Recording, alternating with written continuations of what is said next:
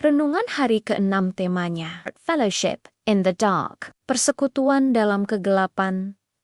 Saudara yang dikasihi Tuhan, salah satu kebohongan terbesar dalam hidup adalah ini. Kamu harus kuat sendirian.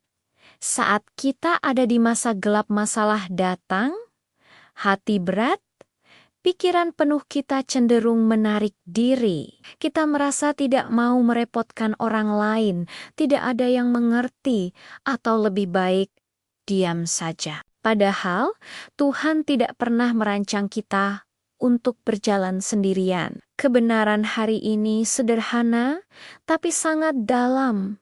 Kita tidak diciptakan untuk menghadapi kegelapan sendirian. Tuhan memberi kita komunitas, sahabat dan saudara seiman untuk saling menopang. Mari kita berdoa. Tuhan, kami datang kepadamu dengan hati yang terbuka. Roh Kudus, ajar kami melalui firman-Mu hari ini. Bukakan hati kami untuk menerima dan juga memberi dukungan kepada sesama. Dalam nama Yesus. Amin. Pengkhotbah 4 ayat 9-10 mengatakan, berdua lebih baik daripada seorang diri, karena mereka menerima upah yang baik dalam jerih payah mereka. Karena kalau mereka jatuh, yang seorang mengangkat temannya, kitab pengkhotbah ditulis oleh seorang yang memiliki banyak pengalaman hidup kemungkinan besar Raja Salomo. Ia melihat berbagai sisi kehidupan, kesuksesan, kekayaan, kesepian, dan kefanaan. Kesimpulan pentingnya adalah hidup tidak dimaksudkan untuk dijalani sendiri. Tujuannya menunjukkan bahwa kebersamaan memberi kekuatan, terutama dalam menghadapi kesulitan. Frasa berdua lebih baik dari seorang diri bukan hanya soal jumlah, tapi soal relasi yang saling menopang. Kata mengangkat temannya menunjukkan tindakan aktif, peduli, hadir, dan menolong saat jatuh. Makna teologisnya, Tuhan merancang manusia sebagai makhluk relasional. Komunitas adalah bagian dari rencana Allah.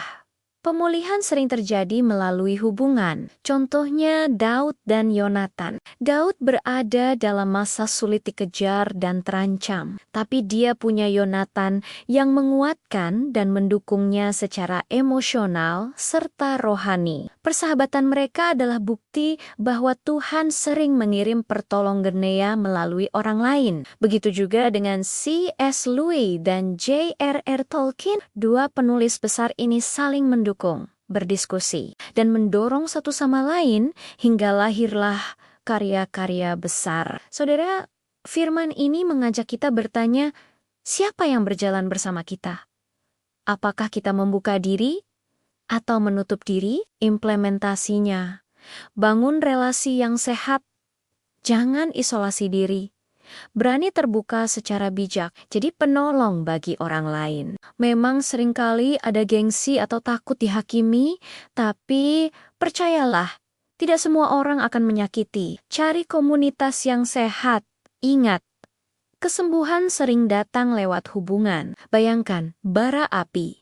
Satu bara yang dipisahkan akan cepat padam, tapi bara yang tetap bersama akan terus menyala. Iman kita juga seperti itu. Dalam kegelapan hidup, Tuhan tidak hanya memberi terang, Dia juga memberi orang-orang di sekitar kita. Jangan berjalan sendirian, dan jangan biarkan orang lain berjalan sendirian. Kamu tidak diciptakan untuk menghadapi kegelapan sendirian Tuhan.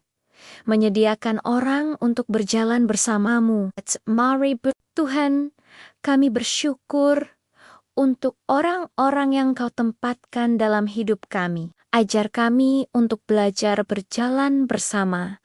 Dalam nama Yesus, amin. Bapa kami yang di sorga, dikuduskanlah namamu, datanglah kerajaan-Mu, jadilah kehendak-Mu di bumi seperti di sorga. Berikanlah kami pada hari ini makanan kami yang secukupnya, dan ampunilah kami akan kesalahan kami, seperti kami juga mengampuni orang yang bersalah kepada kami. Dan janganlah membawa kami ke dalam pencobaan, Tetapi lepaskanlah kami dari yang jahat, karena Engkaulah yang empunya kerajaan dan kuasa dan kemuliaan sampai selama-lamanya. Amin.